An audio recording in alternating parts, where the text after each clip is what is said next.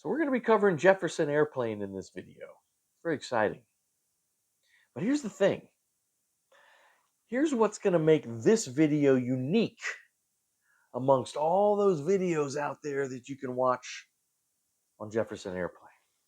Because as far as I know, and I've watched them, as far as I know, right here on Amity Tracks, this is the only place where you will see or get to see the Long John Silver stash box actually put together, actually made. That's right.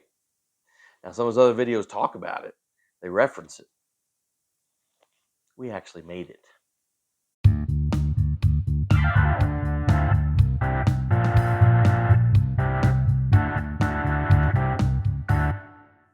Hey guys, welcome to Amity Tracks. We are covering Jefferson Airplane in this particular video. We're excited about that. Really the first of those San Francisco bands that broke out in kind of the national scene. In the beginnings of the counterculture era, really. And so pioneers. I mean, total pioneers. In a lot of ways. They've got 8 records, so we're going to rank them. We're going to talk about them. We can talk about a couple live albums and some comps and all that kind of thing. So we're going to be going through, but just a little bit about Jefferson Airplane. They're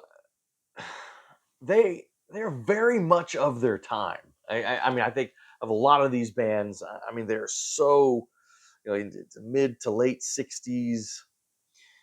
But I think their best material really does transcend. Now, in my view, they were not always real consistent, which actually makes these ranking video like this, I think, more interesting. I'm not just going to be gushing the whole time. I mean, these 8 records run the gamut. I've got 1-star record, 2-star records, 3-star records, 4-star records, and 5-star records. So I mean, within 8 records, they run the whole gamut of the this ranking scale. And it makes for an interesting video, I think.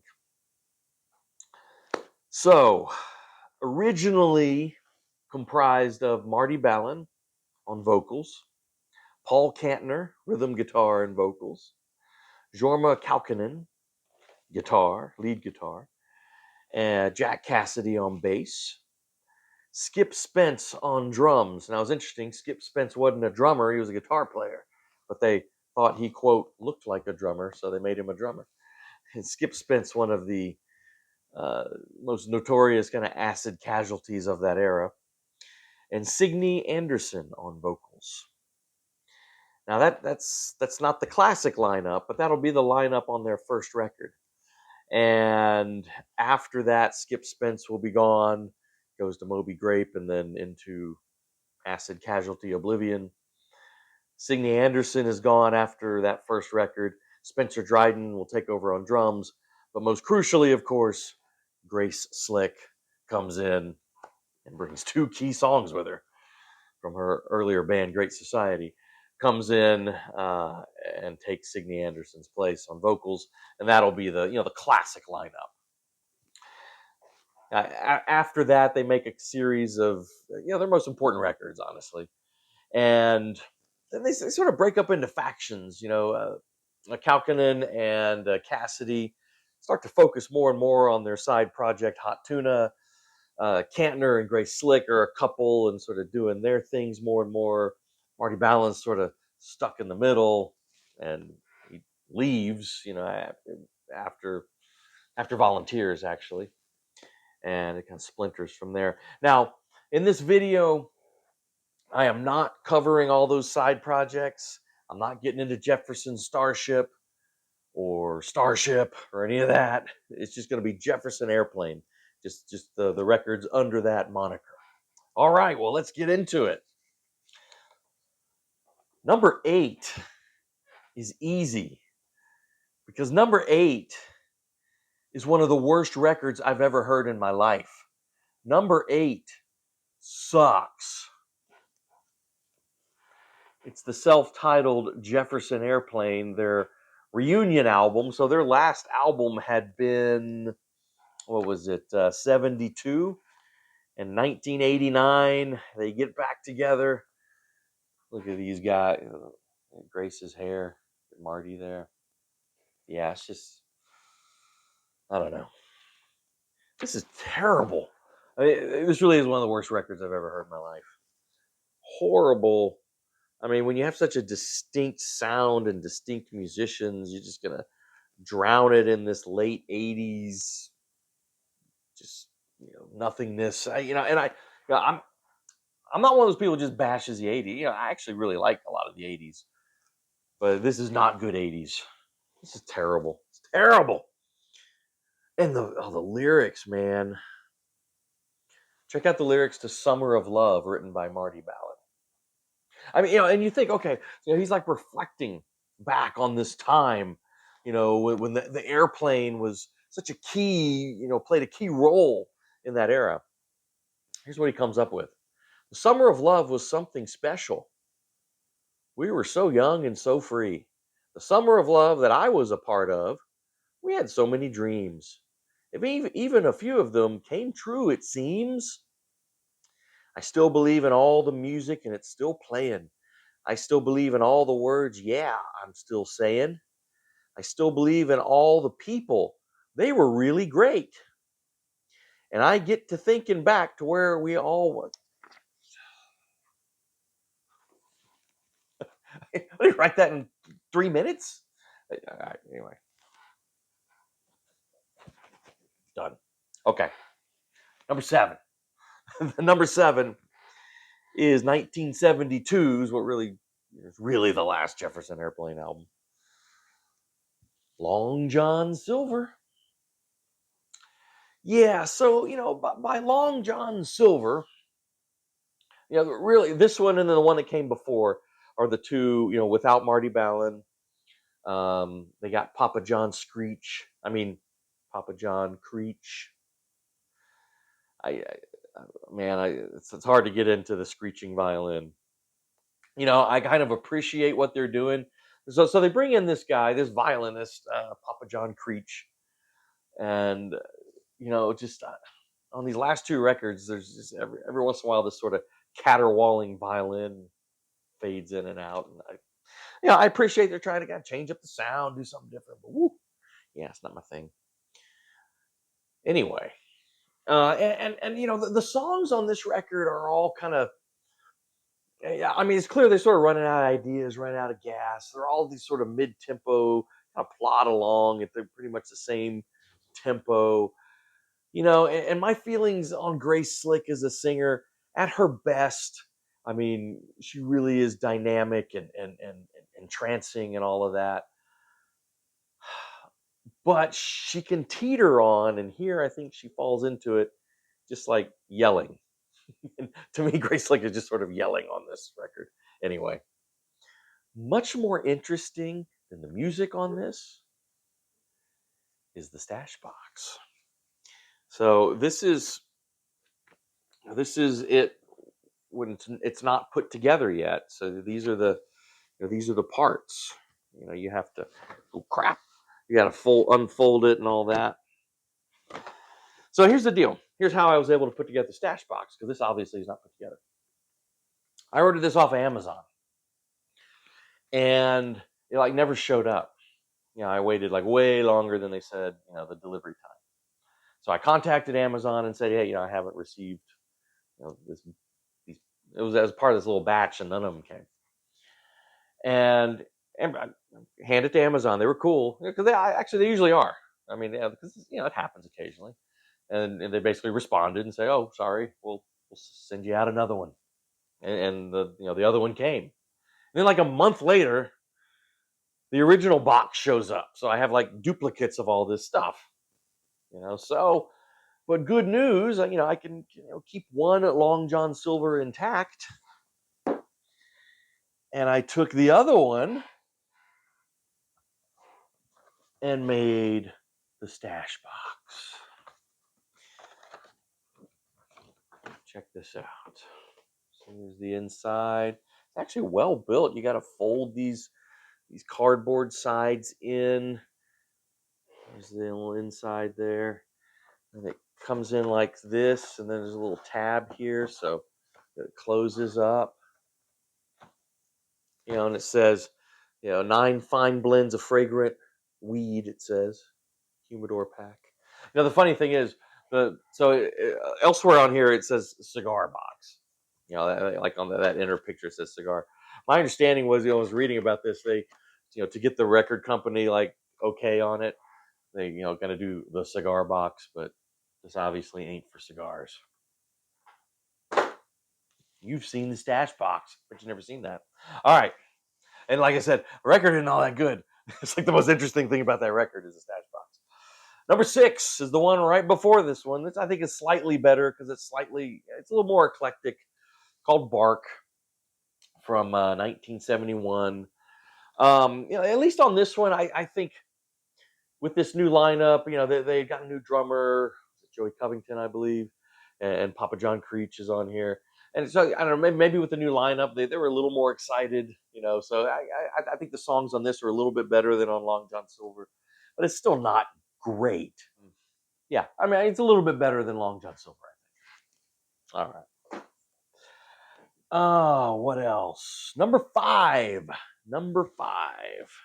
Getting into the more classic era here with 1968's Crown of Creation. So this is good. It's kind of interesting. It's got this real exciting cover. Look at like the nuclear, atomic bomb explosion on there, right? I'm gonna be honest, the music on here isn't like nearly as exciting as the cover suggests. Actually, some of it's kind of mellow, but I mean, actually, some good stuff on here though. Um, I In Time is actually quite beautiful. Um, there's some rockers on there. Greasy Heart and the title track, Crown of Creation, rock. I think Greasy Heart is great. Greasy Heart is, I think Grace Slick at her kind of most vicious, and it's just a vicious delivery. It's awesome. It's awesome. Triad is on here, the notorious David Crosby Menage a Trois song. One of the supposedly, I told this story in the Birds video, right? It was one of the things that supposedly got him booted from the Birds because they wouldn't put that song on Notorious Bird Brothers, and he got all pissed off. And anyway, the airplane recorded it, I guess in solidarity with the Cross. It's kind of interesting. Grace Slick sings it, so she switches the genders. Kind of interesting. Crown of Creation. All right, we're getting into here. We got 4 left. Yeah, we got 4 left. These 4 I think are like great to amazing. Yeah, I think these are the 4 great Jefferson Airplane albums. So at number 4, I have the debut, actually, 1966 Jefferson Airplane Takes Off. I think this is a real underrated record. I mean, in part, it's sort of overshadowed by what comes immediately after. But and it's also that first lineup, right? Grace Slick is not here. Spencer Dryden's not here, and so it's a little bit different feel, but still really good. I love the opener, Blues from an Airplane. I think it's just a great kind of announcement of this band. Come Up the Years is good. They do a cover of Let's Get Together, of course, the hippie anthem. Cover of Tobacco Road on there. It's No Secret. That's another one that's really good. Hey, this is solid. I really enjoy this, and like I said, it gets overshadowed a little bit. It really does. And Signe Anderson. I mean, Grace. Everyone was talking about Grace Slick. Signe Anderson was a fantastic singer. She was really good. I mean, in her own right. I mean, I like Jefferson Airplane Takes Off. All right, number 3. I am going with 1969's Volunteers. Kind of cool album art. Very obviously 68, very revolutionary there. And I like the backside. They make it look kind of like a newspaper's a crossword puzzle. There's little faux stories in there, a little comic strip. It's kind of cool. That's kind of cool. But yeah, Volunteers. This is fantastic. the kind of bookending it with a very, similar music and all that. We Can Be Together, and then the song Volunteers, both great rockers. Good Shepherd has got a really nice groove to it. Hey Frederick, about 8 minutes. Hey Frederick is that's a real nice expanded piece as well. Now, Eskimo Blue Day, that's real nice too. And Wooden Ships, they bringing David Crosby in again. So you remember, the song "Wooden Ships," which it's much more famous, associated with Crosby, Stills and Nash, right? It's one of the key tracks on their debut album. But the song "Wooden Ships" was co-written by David Crosby, Paul Kantner, and Stephen Stills, and so both bands sort of have a claim on it, and so the Airplane does their version here. Yeah, I'm gonna say I'm much more partial to the Crosby, Stills and Nash version. I think it is better, but it's good here and it's interesting. Yeah, this is good. All right, what's next? Okay, so here we go. Yeah, we're down to the top two here, and am I gonna go with the obvious pick, or am I gonna be a little more hip, a little more out there? Go with the cooler pick. As much as I would like to be hip, no. It's close. It's actually really close. But the number one I have in this list is number one for a reason, and we'll get to that. But before we get to that, my number two is After Bathing at Baxter's, 1967. Now, I will tell you this. It's a really cool fold out there. Oh, this actually is real kind of creepy, psychedelic artwork in there. This is their most experimental. And so when I say hip, there are people. Uh, I know Norman Maslow, one of my favorite channels. This is his favorite. He goes on about this a lot. So there are definitely people who really, really, like this.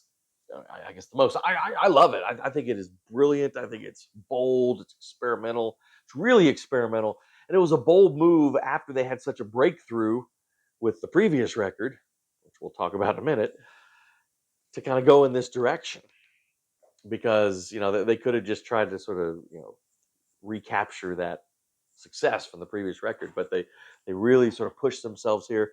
Very psychedelic, all kinds of strange sounds and things going on here. But I'm gonna tell you, at its a lot of the core songs are really solid. Martha, kind of folkish, very beautiful song. Jorma Kaukonen is absolutely on fire. On uh, the Castle song, "Last Wall." What was that? "Last Wall of the Castle." Drawing a blank on the song. Yeah, yeah, "Last Wall of the Castle," I believe. "Spare Change." It's like 9 minutes of Kaukonen and Cassidy kind of freaking out, and really good, like instrumentally, musically. God, it's great. So this, if you want their most experimental one's really going to be challenging but really rewarding, After Bathing at Baxter's, which, from what I understand, the title of the record, After Bathing at Baxter's, was a sort of a euphemism for the acid, taking an acid trip. So there you go. My number one's number one for clear reason, 1967. This is one of the greatest records of that entire era. I mean, I'd put it in the top 10 of that whole late 60s era. And, you got a lot of competition there. Some great, great, great music. I think more than almost anything else, this is really of its time. It defines the time and place, that San Francisco, getting into that summer of love, and just that whole, Hate Asbury. I mean, Ashbury, the whole thing. And, but it's so brilliant and so good that you could still get into it today. I say of its time, but in a great way. If you put it on right now, it kind of takes you there. And you know what I'm talking about. Of course, I'm talking about Surrealistic Pillow. dog. Surrealistic Pillow. I mean, what do you say about this record? Brilliant from start to finish. Now, so this is the first record. Well, Spencer Dryden comes on board, and then of course Grace Slick, and she had come from her previous band, Great Society, and she brought two crucial songs with her, and these, of course, are the iconic hits off of this: "Somebody to Love" and "White Rabbit." I mean, is "White Rabbit" the song of this era? It was really fascinating, kind of that, but it was like sort of like a bolero, but in the structure of the song. Of course, that Alice in Wonderland lyrics and all that. Just brilliant. Just brilliant. I mean, there they are. But beyond those two obvious hits, I mean, everything else is great too. I mean, she has Funny Cars. It's cool. Plastic Fantastic Lover it's a great rocker. Embryonic Journey, this wonderful guitar workout from Kalkinen. I'm gonna tell you though, my favorite song on here is Today. That Marty Balin ballad. It's so spare and so haunting. God, that's just it's rare when a song can really transport you somewhere else. That's one of those songs. I don't, at least for me, I think Today is just stone cold gorgeous. Beautiful song from Marty Balin. All right. Yeah, I mean, surrealistic Pillow. What do you say? Well, let's look at a couple other things. They had a couple live records, at least kind of officially released. I know there've been some archival releases since then, but I just have the two that were released at the time. Bless Its Pointed Little Head, which is, I guess, Jack Cassidy. This is a great album cover.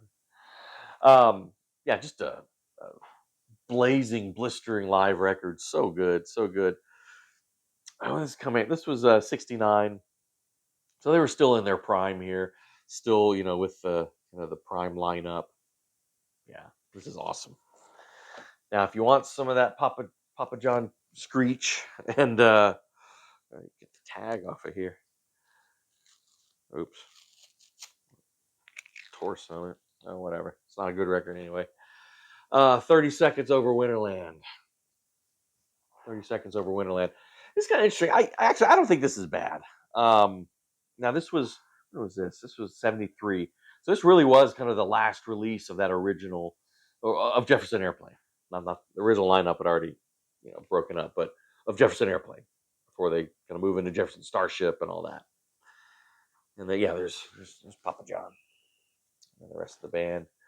Uh, I don't know. This it's kind of interesting. This has a mixed. I've seen actually wide variety of reviews on this, from unlistenable to really good. I I think it's good. I think it leans a lot more towards the good. I don't know if you want that era. I think it's, they kind of stretch out and jam a bit, but I think it's good. It's not amazing, but I definitely don't think it's bad. And a couple of compilations here. This is the first compilation and the only one that I have. I know there's actually on CD. There's a real good like Essential Jefferson Airplane. I know they put out a box set that's supposed to be really good. Is it Jefferson Airplane Loves You? I think is the name of the box set. But this was sort of a budget, part of the Best Buy series that RCA put out, to buy some time. But it's really good. The Worst of Jefferson Airplane is the title. The Worst of Jefferson Airplane. And it's got tunes from 1, 2, 3, 4, 5, like through volunteers, which is basically up to when before that kind of classic lineup broke up. So this I mean, do you really need tracks off of Bark and Long John Silver and the '89 reunion anyway? So I mean, this is the prime Airplane, and if you want it's actually really good, really good. I mean, good choices, good picks. How they put Today on here, which wasn't a hit, but I'm so glad they put it on there. Yeah, and I'm glad that they put a couple tunes off the debut. So no, this is really solid. Great intro if you want to kind of get into what they're about. Now, two more real quick. This is good. Early Flight. Actually, this is fantastic.